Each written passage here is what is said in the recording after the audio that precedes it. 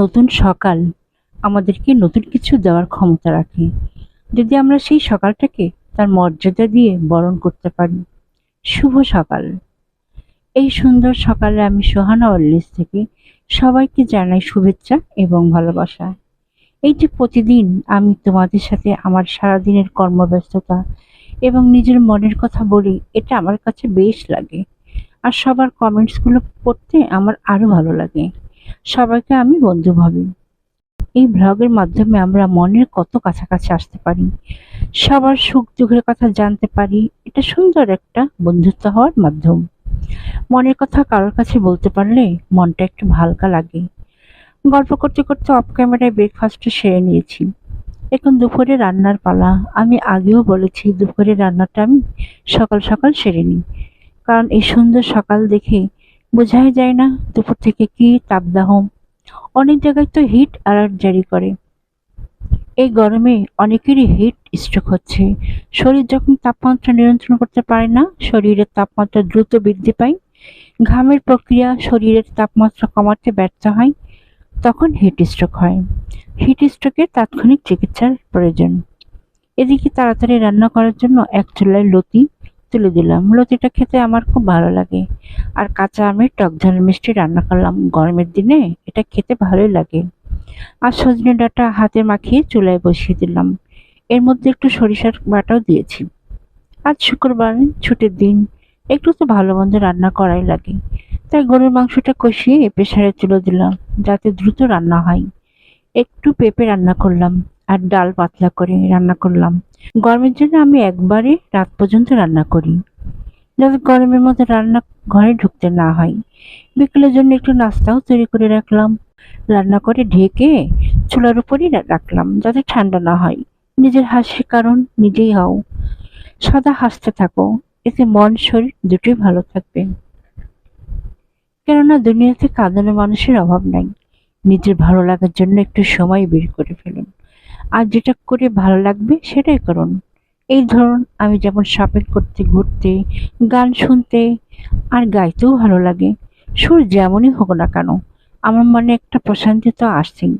অনেকদিন হারমোনিয়ামের সাথে আমার যোগাযোগ নাই, কারণ এটা নষ্ট হয়ে পড়ে আছে। তো এবার একটা গান শোনা যাক, দেখি কে গায়।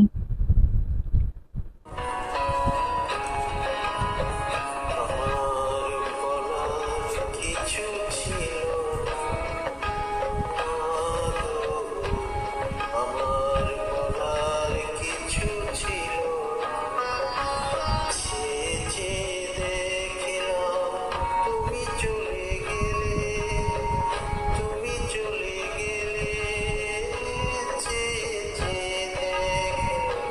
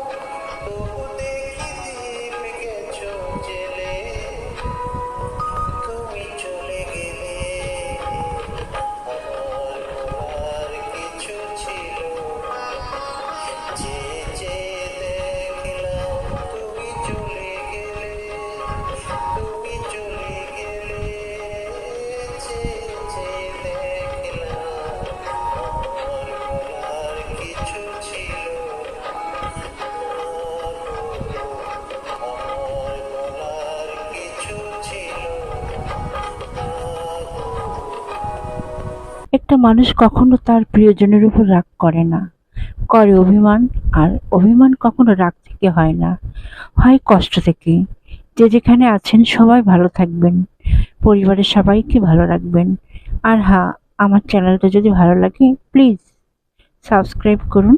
যদি পেজ থেকে দেখেন ছোট্ট একটা লাইক, ফলো দিতে ভুলবেন না। আল্লাহ হাফেজ।